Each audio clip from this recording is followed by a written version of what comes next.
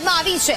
રણવીર અહલાબાદિયા અને સમય રૈનાના પોસ્ટર લાગ્યા છે। બીકે સ્કૂલના વાર્ષિકોત્સવ માટે આ પોસ્ટર ઉપયોગમાં લેવાયા હતા।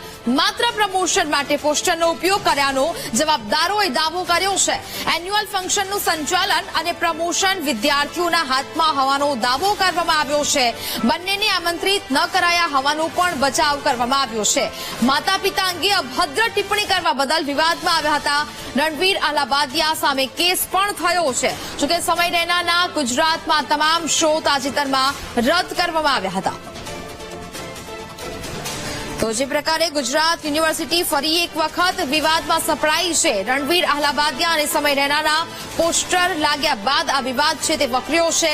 બીકે સ્કૂલના વાર્ષિકોત્સવ માટે આ પોસ્ટર ઉપયોગમાં લેવાયા હોવાનું સામે આવી રહ્યું છે અને હવે આ લૂલો બચાવ પણ કરવામાં આવ્યો છે કે માત્ર પ્રમોશન માટે આ પોસ્ટરનો ઉપયોગ કરવામાં આવ્યો હોવાનું જવાબદારો છે તેવો દાવો કરી રહ્યા છે।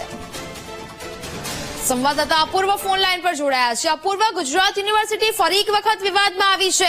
રણવીર અહલાબાદિયા અને સમય રૈનાના પોસ્ટર લગાવવામાં આવ્યા હતા, શું અપડેટ?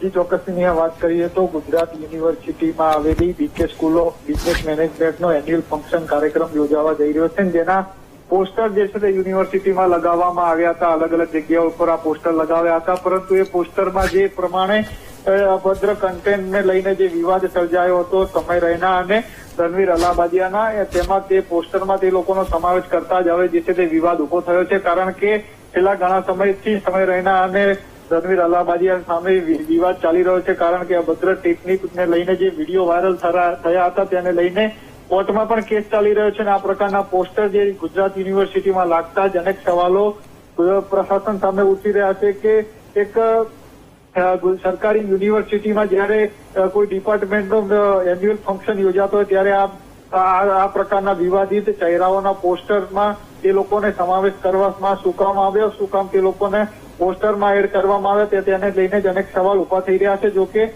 દાવો પણ એવો કરવામાં આવ્યો છે કે માત્ર પ્રમોશન માટે જ આ સમય રૈનાના ફોટાનો ઉપયોગ કરવામાં આવ્યો છે, તેને કોઈ પણ પ્રકારનું આમંત્રણ આપવામાં આવ્યું નથી। પરંતુ સવાલ ત્યાં ઉભો થાય છે કે જો પોસ્ટરમાં જ તે લોકોનો સમાવેશ કરવામાં આવે તો આ ડિપાર્ટમેન્ટના લોકો સાબિત કરવા શું માંગે છે કે આ લોકોને પ્રમોટ કરવા માંગે છે તેવું સાબિત થાય છે। કારણ કે છેલ્લા ઘણા સમયથી વિવાદ ચાલી રહ્યો છે, છતાં પણ જો ગુજરાત યુનિવર્સિટીના ડિપાર્ટમેન્ટ દ્વારા જો આ રીતના પોસ્ટર એ પણ ગુજરાત યુનિવર્સિટીમાં લગાવવામાં આવે તો ક્યાંક ને ક્યાંક જે વિવાદ છે, જે કન્ટેન્ટને લઈને વિવાદ છે તેને પ્રમોટ કરવાનો પણ ડિપાર્ટમેન્ટ પ્રયાસ કરી રહ્યું હોય તેવું લાગી રહ્યું છે। પરંતુ જે દાવો ડિપાર્ટમેન્ટ તરફથી કરવામાં આવ્યો છે કે કોઈ પણ આમંત્રણ રણવીર અહલાબાદિયાને કે સમય રૈનાને આપવામાં આવ્યું નથી, પરંતુ જો આમંત્રણ જ નથી આપવામાં આવ્યું તો પોસ્ટરમાં તેમનો સમાવેશ કરવો એ પણ એક અનેક સવાલ ઉભા કરી રહ્યા છે।